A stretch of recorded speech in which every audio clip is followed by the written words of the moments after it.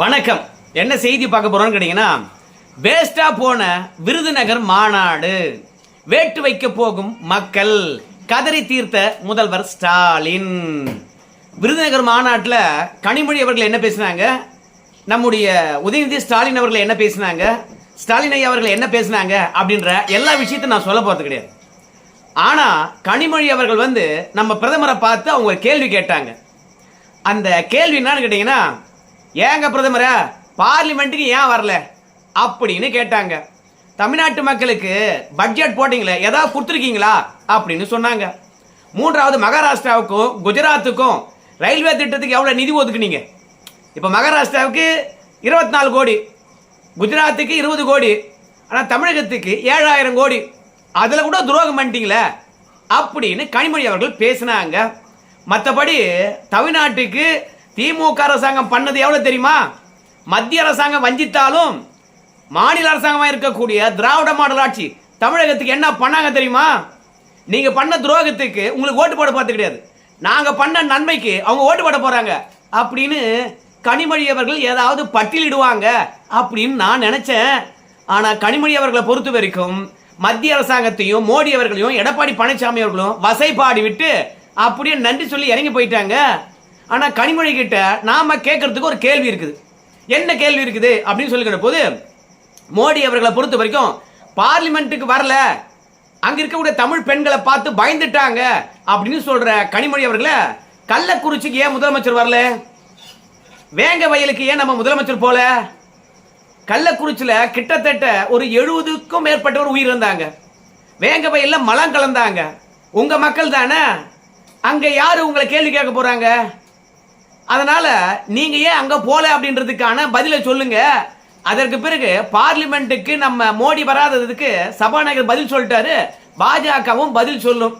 மொத்தத்துல நீங்க என்னவோ ஒட்டுமொத்த தமிழ்நாட்டுக்கும் பட்ஜெட்ல தேனாரும் பாலாரும் ஓடுற மாதிரி பட்ஜெட் போட்டு தமிழகத்தை தலை நிமிர வச்சிட்ட மாதிரியும் ஏன் மோடி அரசாங்கத்தை குறை சொல்றீங்க? 5 ஆண்டு ஆட்சி முடிந்து தேர்தலை சந்திக்கிறீங்கன்னா உங்க சாதனை அல்லவா சொல்லணும். அதை விட்டு மோடி ஏன் திட்டிட்டு இருக்கீங்க? மோடி எதிர்பார்த்த ஆட்சிக்கு வந்தீங்க, மோடி எதிர்பார்த்த வாக்குறுதி கொடுத்தீங்க, எதுக்கு எப்ப பார்த்தாலும் மோடியை திட்டிகிட்டே இருக்கிறீங்க? அதோட நம்ம உதயநிதி ஸ்டாலின் அவர்கள், அவரு 1000 ரூபாய் கொடுத்தோம், இலவச பேருந்து விட்டோம், நான் முதல்வன் திட்டம், புதுமை பெண் திட்டம், தமிழ் புதல்வன் திட்டம், இந்த திட்டங்கள் மட்டும் சொல்லிட்டு வழக்கம் போல துதி பாடிட்டு, யார துதி பாடிட்டு அவங்க குடும்பத்தினரே அவங்களே துதி பாடிக்குவாங்க. அப்படி ஒரு துதியை பாடிவிட்டு, உதயசூரியன் சின்னம் எப்படி தெரியுமா, டபர்ரா அது செவத்துல எழுதுனது கிடையாதுரா, ரத்தத்துல எழுதுனது அப்படின்னு சொல்லிட்டு, உயிர் போனாதான் உதயசூரியன் சின்னம் போகும் அப்படின்னு ஒரு பஞ்ச் டயலாக பேசிட்டு, அதற்கு பிறகு 10 தோல்வி பழனிசாமியும் மொத்த தோல்வி மோடியும் ஒன்னா சேர்ந்து வராங்க. ஆனா நாம என்ன பண்ணணும்?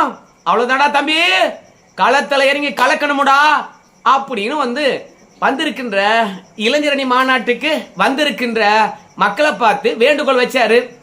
2வது, முதல்வரை பார்த்து, இளைஞரணி தாங்க அதிகமா வேலை பார்க்குது, முதியோர்லாம் எங்க போய் வேலை பார்க்க போறாங்க இன்றைய காலகட்டத்தில்? விஜய் எல்லாம் அரசியலுக்கு வந்துட்டாரு, அவருடன் போட்டி போட வேண்டும் என்றால் இளைஞர்கள் வேலை பார்க்கணும்னா அவங்களுக்கு எம்எல்ஏ சீட்டு கொடுக்கணும், பார்த்து கொடுங்க அப்படின்னு சொல்லிட்டு உதயநிதி ஸ்டாலின் அவர்கள் வேண்டுகோள் வச்சாரு. மற்றபடி இந்த விருதுநகர் மாவட்டத்தில், சேச்சே விருதுநகர் மாவட்டம் என்று மட்டும் நம்ம சுருக்க கூடாது. ஏன்னா தென்மண்டல இளைஞரணி நிர்வாகிகள் மாநாடு போட்டிருக்காங்க. அந்த மாநாட்டில் 1 லட்சத்துக்கும் மேற்பட்ட நிர்வாகிகள் வந்திருக்கின்றார்களாம். அதுல உதயநிதி ஸ்டாலினா இருந்தாலும் சரி, நம்முடைய கனிமொழி அவர்களா இருந்தாலும் சரி, பார்த்தையா கூட்டத்தை அப்படின்னு கூட்டத்தெல்லாம் சுட்டி காட்டுறாங்க. இப்போ விஜய்க்கு பாத்தீங்கன்னா வர்றவங்க அத்தனை பேரும் தொண்டர்களாம், ஆனா இங்க கூட்டி காட்டுறது அத்தனையுமே நிர்வாகிகளாம். ஒரு கட்சிக்கு 5 லட்சம் நிர்வாகிகள், 50 லட்சம் தொண்டர்கள் இளைஞரணியில் இருக்கிறாங்கன்னா அது திமுகவில் மட்டும்தான். பாத்துக்கடா சாமி, ஏதோ விஜய் உன்னுடைய உறுப்பினர்கள் கூட 50 லட்சம் இருக்க மாட்டாங்க, ஆனா இளைஞரணியில் மட்டுமே 50 லட்சம் வச்சிருக்கோம், இளைஞரணியில் மட்டுமே 5 லட்சம் நிர்வாகி வச்சிருக்கோம். நீ நான் பாத்துலாமடா, நீ அட்டடா, நாங்க உதயசூரியன்டா அப்படின்னு மறைமுகமா விஜய்க்கு போட்டி போட்டுட்டு போயிருக்கிறாரு. அதுக்கப்புறம் நம்ம முதலமைச்சர் ஏறினாரு, வழக்கம் போல பட்ஜெட்டை பத்தி பேசினாரு, எடப்பாடி பழனிசாமி மீது வன்மத்தை கக்கினாரு, அப்புறம் மோடி அவர்களை விமர்சனம் பண்ணாரு. அதோட மாநில உரிமையை பறிக்கிறாங்க, மொழியை திணிக்கிறாங்க. அதோட போச்சுன்னா நம்முடைய சுயமரியாதையை கேள்விக்குறியாக்குறாங்க. மாநில சுயாட்சியை பெற வேண்டும், அதுக்கு நீங்களாம் உழைக்க வேண்டும் அப்படின்னு பேசியிருக்கிறாரு நம்ம முதலமைச்சர். ஆனா நான் முதலமைச்சர்கிட்ட எதிர்பார்த்தீங்கன்னா தெரியுமா, டபாருப்பா திமுக ஆட்சி அமைவதற்கு இந்த தென் மண்டலம் தான் எங்களுக்கு கை கொடுத்தது. இன்னைக்கு திமுக ஆட்சி வந்து பாத்தீங்கன்னா ஜம்முன்னு நடக்குதுன்னா, பெரும்பான்மை கிடைச்சதுன்னா, சென்னை மண்டலமும் இப்ப வந்திருக்கின்ற விருதுநகர் மண்டலம் மட்டும்தான் வந்து திமுக ஆட்சி அமைப்பதற்கு ஒரு காரணமாக அமைந்தது.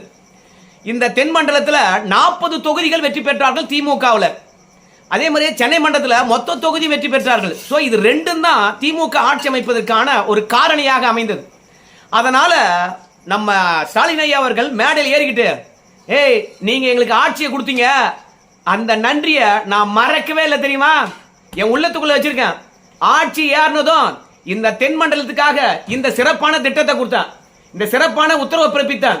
5 ஆண்டுக்கு முன்பாக தென் மண்டலம் எப்படி இருந்தது, 5 ஆண்டுக்கு பிறகு தென் மண்டலம் எப்படி இருந்தது, தென் மண்டலத்துக்கு சிறப்பாக இத்தனை திட்டம் கொடுத்த, தென் மண்டலத்தில் இருக்கின்ற சாலைகள், தென் மண்டலத்தில் இருக்கக்கூடிய வாய்க்கால்கள், தென் மண்டலத்தில் இருக்கக்கூடிய பள்ளிக்கூடங்கள், தென் மண்டலத்தில் இருக்கக்கூடிய அரசு கட்டிடங்கள், தென் மண்டலத்தில் இருக்கக்கூடிய காலேஜுகள், தென் மண்டலத்தில் வந்து பாத்தீங்கன்னா இவ்வளவு வந்து மருத்துவ கல்லூரிகள், இவ்வளவு சட்ட கல்லூரிகள், இவ்வளவு நூலகங்கள், இவ்வளவு மருத்துவமனைகள், நீங்க எங்களுக்கு ஆட்சி அதிகாரத்தை கொடுத்தீங்க. அதுல நம்ம முதலமைச்சர் சொல்றாரு, எப்பொழுது பார்த்தாலும் இப்ப மாநாடு போட்டுருக்காங்கல்ல, அங்க மாநாடு போட்டா யாருமே வெற்றி பெற மாட்டாங்களா, திமுக தான் வெற்றி பெறுமா. அது 2004 பத்தி சொல்றாரு, 40 தொகுதியை முழுசா வெற்றி பெற்றாங்களாம். அதுக்கப்புறம் 2017 மாநாடு போட்டு 2019 39ங்களாம், அப்புறம் 2021ங்களாம், அப்புறம் 2023 இங்க மாநாடு போட்டாவே மொத்தமாக திமுக தான் கைப்பற்றுதான். அதனால இப்ப மாநாடு போட்டிருக்காங்களா. சோ இந்த மாநாட்டினால நம்ம 234 வெற்றி பெற போறோம், அதனால கடுமையா உழைங்க அப்படிங்கிறாங்க. சோ ராசியான இடத்துக்கு வந்திருக்கீங்க. ஆனா இந்த ராசியான இடத்துக்கு ஏதாவது செஞ்சிருக்கீங்களா, இல்ல உங்க சாதனைய ஏதாவது சொன்னீங்களா, இல்ல தென் மண்டலத்துல நீங்க ஆட்சிக்கு வந்த பிறகு இந்த வளர்ச்சி எல்லாம் கொண்டு வந்திருக்கோம் ஏதாவது பட்டியலிட்டீங்களா? ஏன் இதெல்லாம் சொல்றேன்னு கேட்டீங்கன்னா, அங்க 1 லட்சம் இளைஞரணி நிர்வாகி வந்திருக்காங்க. இப்ப முதலமைச்சரை பொறுத்த வரைக்கும், ஏன்பா இவ்வளவு நலத்திட்டங்கள் செஞ்சிருக்கும்பா தென் மண்டலத்துக்கு மட்டும். போன முறை வந்து நம்ம எதிர்கட்சி வரிசையில் இருந்தோம், அப்பவே நம்ம மேல நம்பிக்கை வச்சு 40 தொகுதிகள் வெற்றி பெற்றாங்க. ஆனா இன்னைக்கு இவ்வளோ செஞ்சிருக்கோம், இதெல்லாம் கொண்டு போய் சேர்த்தீங்கன்னு வச்சுங்களேன், தென் மண்டலம் முழுவதும் நமக்கு தான் நமக்கு தான் அப்படின்னு சொல்லிவிட்டு முதலமைச்சர் அடிச்சு தன் சாதனையை பேசுவார்னு பார்த்தேன். மோடியை திட்டுறது, நம்ம எடப்பாடி பழனிசாமியை பொறுத்த வரைக்கும் 400 ரவுடி தான் 400 ரவுடி தான் அப்படின்னு கூட்டணிக்கு தலைமை தாங்குறோம் நான் தான் புலம்பிக்கிட்டு இருக்கிறாரு அப்படின்னு சொல்றது. அது மட்டும் இல்ல, பட்ஜெட்ல அவங்க நமக்கு 0 கொடுத்தாங்க, அவங்களுக்கு வெற்றியும் 0 தான் இருக்கணும். அதோட உதயநிதி ஸ்டாலினை பொறுத்த வரைக்கும் இளைஞர்களுக்கு தேர்தலில் வாய்ப்பளிங்க அப்படின்னு கேட்டாரு. அதனால நம்ம இளைஞர்களுக்கு தேர்தலில் வந்து பாத்தீங்கன்னா அதிக வாய்ப்பளிக்க போறோம். பாருங்கயா, முதியவர்களுக்குலாம் அப்போ வாய்ப்பு இல்லையா அப்படின்னு கேட்காதீங்க. அதுக்கு நம்ம ஸ்டாலின் ஐயாவே சொல்றாரு, இந்த மாதிரி இளைஞர்கள் வந்து நீங்க யூடியூப்ல திராவிட இயக்க கொள்கை, திராவிட ஆய்வாளர்கள் இருக்காங்கல்ல, அவங்க பேசுகிற பேச்சு இதெல்லாம் டெய்லி ஒரு 2 மணி நேரம் கேட்டீங்கன்னு வச்சுங்களேன், நீங்க திமுகவுக்கு வாக்களிப்பீங்க. அப்படி தொடர்ந்து யூடியூப்பை பார்த்துக்கிட்டே இருந்தீங்கன்னா, அதில் வருகின்ற வீடியோலாம் பார்த்து கத்துக்கிட்டீங்கன்னு வச்சுங்களேன், இன்னும் பல 100 ஆண்டுக்கு திராவிட முன்னேற்ற கழகமே ஆட்சி ஆளும், பாஜக இங்க ஆட்சியே ஆள முடியாது அப்படின்னு சொல்றாரு. ஆனா தென்மண்டல மக்கள் மத்தியில் வந்து பேசுறீங்க, திராவிடத்தை பத்தி வீடியோலாம் பார்க்க சொல்றீங்க, எல்லாமே நல்லா தான் இருக்குது, இளைஞர்களுக்கு வாய்ப்பளிக்க போற அப்படின்லாம் சொல்றீங்க. சீனியர்களை பொறுத்த வரைக்கும் தங்கம் தென்னரசு, KKSSR இவங்க 2 பேரும் எந்த அளவுக்கு இணக்கமா வேலை பார்க்கறாங்க பாருங்க. KKSSR பொறுத்த வரைக்கும் சீனியர், ஆனால் நம்முடைய தங்கம் தென்னரசை பொறுத்த வரைக்கும் இளையோர். 2 பேரும் எப்படி அழகா வேலை பார்க்கறாங்க ஒத்துமையா. அந்த மாதிரி அடுத்த தேர்தலில் நான் இளையோருக்கு தான் அதிகமாக கொடுக்க போறேன். ஏன்னா விஜய் வந்து நான் சரி கட்டணும், அதனால எல்லாரும் ஒற்றுமையா வேலை பாருங்க அப்படின்னு சொல்லுகின்ற ஸ்டாலின் அவர்கள், இளைஞர்கள் திமுகவுக்கு வாக்களிக்க வேண்டும் என்றால் இளைஞர்களுக்காக தென்மண்டலத்தில் இதை பண்ணிருக்கையா. தென்மண்டலத்தில் இந்த 5 ஆண்டுல படிச்சுட்டு இவ்வளவு பேர் வந்திருக்காங்கயா. இத்தனை பேருக்கு நான் வேலை வாய்ப்புக்காக இந்த திட்டத்தை கொண்டாந்துருக்கேன். நான் வந்த பிறகு தென்மண்டலத்தில் இவ்வளவு பேருக்கு வேலை கொடுத்துருக்கேன். அதனால திமுக வந்த பிறகு எல்லா உச்சத்தில் இருக்கிறது, ஓஹோடு இருக்கிறாங்க. எல்லா வீடும் மாடி வீடு ஆகி போச்சு, எல்லாரும் ஏசி பஸ்ல தான் போறாங்க, எல்லாருமே ஹெலிகாப்டர் வாங்கி ஓட்டிட்டு இருக்காங்க. எவனுமே வந்து பாத்தீங்கன்னா சைக்கிளே வச்சு இல்ல, எல்லாருக்கும் காரு தான் இருக்குது அப்படின்னு பெருமைப்பட நீங்க பண்ணதெல்லாம் சொன்னீங்கன்னா வந்து குவிந்திருக்கின்ற தொண்டர்களை பொறுத்த வரைக்கும், ஏன் நிர்வாகிகளை பொறுத்த வரைக்கும் தென்மண்டலம் முழுவதும் போய் உங்க சாதனையை சொல்ல மாட்டாங்களா? எப்ப பார்த்தாலும் மதவாதிகள், எப்ப பார்த்தாலும் சிறுபான்மையினருக்கு பாதுகாப்பு இருக்காது, மோடி வந்தா இவங்களை அழிச்சு விடுவாரு, மோடி வந்தா அவங்கள அழிச்சு விடுவாரு, மொழி போயிடும், நம்ம இனம் போயிடும், மொழி அழிச்சா நம்ம அடையாளம் அழிஞ்சிடும்.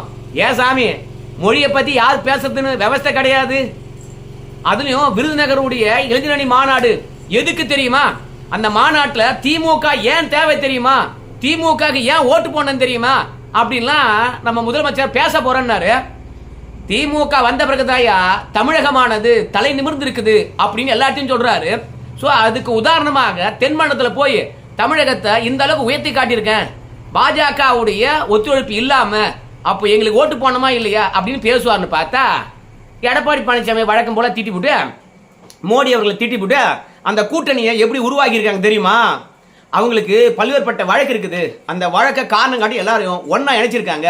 நாம யாரு, அவங்களுக்கு நாம கட்டுப்படுவோமா, நம்மள மிரட்ட முடியுமா அப்படின்னு வழக்கம் போல வசனங்கள் பேசிட்டு போயிருக்கிறாருங்க. நம்ம முதலமைச்சரை பொறுத்த வரைக்கும் விருதுநகர்ல அவருடைய சாதனையை பத்தி சொல்லுவார்னு பார்த்தா, பாஜக கூட்டணி பத்தி அதிகமா விமர்சனம் வச்சுட்டு போனார்.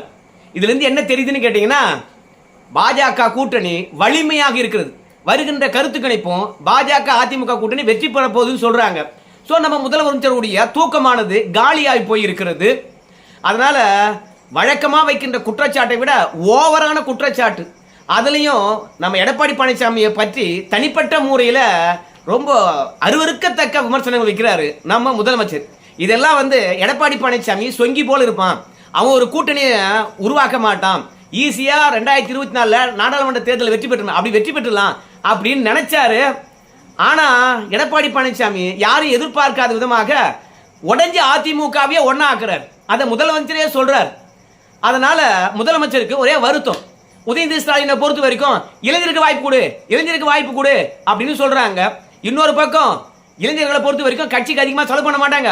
நாங்க தான் பல முறை எம்எல்ஏ இருந்து பல முறை அமைச்சராக இருந்து நாங்க கட்சிக்காக செலவழித்திருக்கோம், எங்களுக்கு வாய்ப்பு இல்லாத இளைஞர்களுக்கா அப்படின்னு வழக்கமா போட்டி போடுறவங்க ஒரு பக்கம் தொல்லை பண்றாங்க, ஒரு பக்கம் உதயநிதி ஸ்டாலின் தொல்லை பண்றாரு. ஸோ மொத்தத்தில் அடுத்த தேர்தல் உதயநிதி ஸ்டாலின் அவர்கள் நிர்ணயிக்கக்கூடியவங்க தான் எம்எல்ஏ இருக்க போறாங்க, சாரி எம்எல்ஏவுக்கு நிக்க போறாங்க. அதனால இப்பவே ஸ்டாலின் அவர்களுக்கு பெரிய தொல்லையா போச்சு. நம்ம கட்சிக்குள்ளேயும் பிரச்சனை வரும் போல இருக்குது. எடப்பாடியும் பெரிய கூட்டணி உருவாக்குறாரு. ரெண்டாவது நம்ம ஆட்சிக்கு இந்த தென்மண்டலத்தில் மாநாடு போட்டிருக்கோம். ஆனால் இந்த மாநாட்டில் பிரகாரம் தென்மண்டலத்துக்கு ஒன்றுமே பண்ணலை. மக்களை பொறுத்த வரைக்கும் ஆப்பு தான் வைக்க போகிறான். என் ஊருக்கு வந்திருக்க, நீ எனக்கு என்ன பண்ண? இந்த பக்கத்தில் பட்டாசு தொழிற்சாலை இருக்குது. வழக்கம் போல பட்டாசு சீசன் போது பல பேர் சாவறான்.